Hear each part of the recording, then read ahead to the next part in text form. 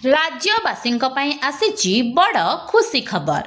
ଦୀର୍ଘ ଦିନର ଅପେକ୍ଷାର ଅନ୍ତ ଘଟାଇ ଶେଷରେ ଓଡ଼ିଶାରେ ପ୍ରବେଶ କରିଛି ଦକ୍ଷିଣ ପଶ୍ଚିମ ମୌସୁମୀ ବାୟୁ। ରଜ ପର୍ବ ପୂର୍ବରୁ ମୌସୁମୀର ଆଗମନ ଚାଷୀଙ୍କ ମୁହଁରେ ମଧ୍ୟ ହସ ଫୁଟାଇଛି। ଏନେଇ ଭୁବନେଶ୍ୱର ପାଣିପାଗ କେନ୍ଦ୍ର ପକ୍ଷରୁ ଔପଚାରିକ ସୂଚନା ଦିଆଯାଇଛି। ପ୍ରଥମ ପର୍ଯ୍ୟାୟରେ ଜଗତସିଂହପୁର, କେନ୍ଦ୍ରାପଡ଼ା, ଭଦ୍ରକ ଓ ବାଲେଶ୍ୱର ଜିଲ୍ଲାରେ ମୌସୁମୀ ବାୟୁ ପହଞ୍ଚିଛି। ଏହାର ପ୍ରଭାବରେ ଉତ୍ତର ଓଡ଼ିଶାର ବିଭିନ୍ନ ସ୍ଥାନରେ ବର୍ଷା ହେବାର ସମ୍ଭାବନା ରହିଛି। ଚଳିତ ବର୍ଷ ଜୁନ୍ 4 ତାରିଖରେ କେରଳରେ ପ୍ରବେଶ କରିଥିଲା ମୌସୁମୀ ବାୟୁ। ସେଠାରେ ପ୍ରାୟ 8 ଦିନ ପରେ ଏହା ଓଡ଼ିଶାରେ ପହଞ୍ଚିଛି। ସାଧାରଣତଃ ଜୁନ୍ ପ୍ରଥମ ସପ୍ତାହରେ ମୌସୁମୀ ବାୟୁ ଓଡ଼ିଶାରେ ପ୍ରବେଶ କରିଥାଏ। ତେବେ ଏଥର ପାଣିପାଗର ପରିବର୍ତ୍ତନ ଯୋଗୁଁ ଏହାର ଗତି କିଛିଟା ବିଳମ୍ବ ହୋଇଥିଲା।